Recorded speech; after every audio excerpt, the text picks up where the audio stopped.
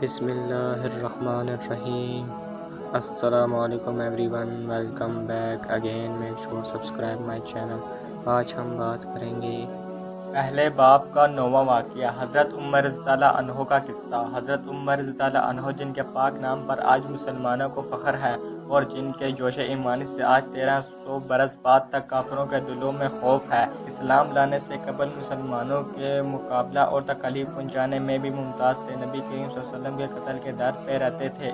ایک روز کفار نے مشورہ کی کمیٹی قائم کی کہ کوئی ہے جو محمد کو قتل کر دے۔ عمر نے کہا کہ میں کروں گا۔ لوگوں نے کہا کہ بے شک تم بھی کر سکتے ہو۔ عمر تلوار لٹکائے ہوئے اٹھے اور چل دیے۔ اسی فکر میں جا رہے تھے کہ ایک صحابی قبیلہ زہرہ کے جن کا نام حضرت سعد بن ابی وقاص رضی اللہ عنہ ہے اور بعض نے اور صاحب لکھے ہیں، ملے۔ انہوں نے پوچھا کہ عمر کہاں جا رہے ہو؟ کہنے لگے کہ میں محمد صلی اللہ علیہ وسلم کے قتل کی فکر میں ہوں، نعوذ باللہ۔ سعد نے کہا کہ بنو ہاشم اور بنو زہرہ اور بنو عبد مناف سے کیسے مطمئن ہو گئے جو تم کو بدلے میں قتل کر دیں گے؟ اس جواب پر بگڑ گئے اور کہنے لگے کہ معلوم ہوتا ہے تو بھی بے دین یعنی مسلمان ہو گیا، لا پہلے تجھ کو نپٹا دوں۔ یہ کہہ کر تلوار سونت لی اور حضرت سعد رضی اللہ عنہ نے بھی یہ کہہ کر کہ ہاں میں مسلمان ہو گیا ہوں، تلوار سنبھالی۔ دونوں طرف سے تلوار چلنے کو تھی کہ حضرت سعد رضی اللہ عنہ نے کہا کہ پہلے اپنے گھر کی تو خبر لے،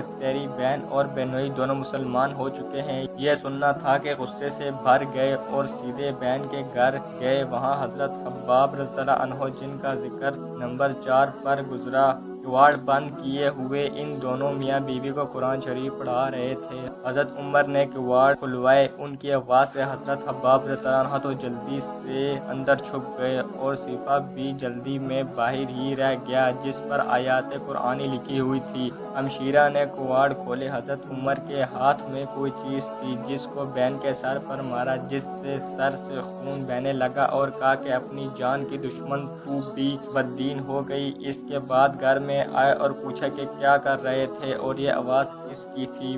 بہنوئی نے کہا کہ بات چیت کر رہے تھے۔ کہنے لگے کیا تم نے اپنے دین کو چھوڑ کر دوسرا دین اختیار کر لیا؟ بہنوئی نے کہا کہ اگر دوسرا دین حق ہو تب یہ سنا تھا کہ ان کی داڑھی پکڑ کر کھینچی اور بے تحاشا ٹوٹ پڑے اور زمین پر گرا کر خوب مارا۔ بہن نے چھڑانے کی کوشش کی تو ان کے منہ پر ایک تمانچہ اس زور سے مارا کہ خون نکل آیا۔ وہ بھی آخر عمر کی ہی بہن تھی۔ کہنے لگی کہ عمر ہم کو اس وجہ سے مارا جاتا ہے کہ ہم مسلمان ہو گئے، بے شک ہم مسلمان ہو گئے، جو تجھ سے ہو سکے تو کر لے۔ اس کے بعد حضرت عمر کی نگاہ اس صفحے پر پڑی جو جلدی میں باہر رہ گیا تھا اور غصے کا جوش بھی اس مار پیٹ سے کم ہو گیا تھا اور بہن کے اس طرح خون میں بھر جانے سے شرم سی آ رہی تھی۔ کہنے لگے کہ اچھا مجھے دکھاؤ یہ کیا ہے؟ بہن نے کہا کہ تو ناپاک ہے اور اس کو ناپاک ہاتھ نہیں لگا سکتے۔ حال چند اصرار کیا مگر وہ بے وضو اور غسل کے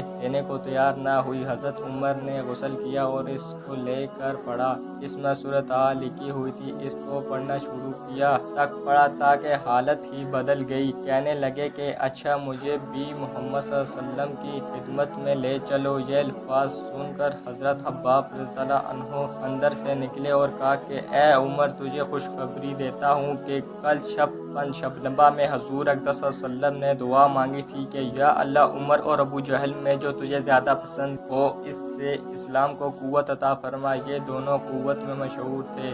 معلوم ہوتا ہے کہ حضور صلی اللہ علیہ وسلم کی دعا تمہارے حق میں قبول ہو گئی۔ اس کے بعد حضور صلی اللہ علیہ وسلم کی خدمت میں حاضر ہوئے اور جمعہ کی صبح کو مسلمان ہوئے۔ اساس ان کا مسلمان ہونا تھا کہ کفار کے حوصلے پست ہونا شروع ہو گئے، مگر پھر بھی یہ نہایت مختصر جماعت تھی اور وہ سارا مکہ بلکہ سارا عرب، اس لیے وہ بھی جوش پیدا ہوا اور جلسے کر کے مشورہ کر کے ان حضرات کو ناپید کرنے کی کوشش ہوتی تھی اور طرح طرح کی تدبیریں کی جاتی تھی۔ تاہم اتنا ضرور ہوا کہ مسلمان مکہ کی مسجد میں نماز پڑھنے لگے۔ حضرت عبداللہ بن مسعود رضی اللہ عنہ فرماتے ہیں کہ عمر کا اسلام لانا مسلمانوں کی فتح تھی اور ان کی ہجرت مسلمانوں کی مدد تھی اور ان کی خلافت رحمت تھی۔ یہاں پر اس واقعے کا اختتام ہو جاتا ہے۔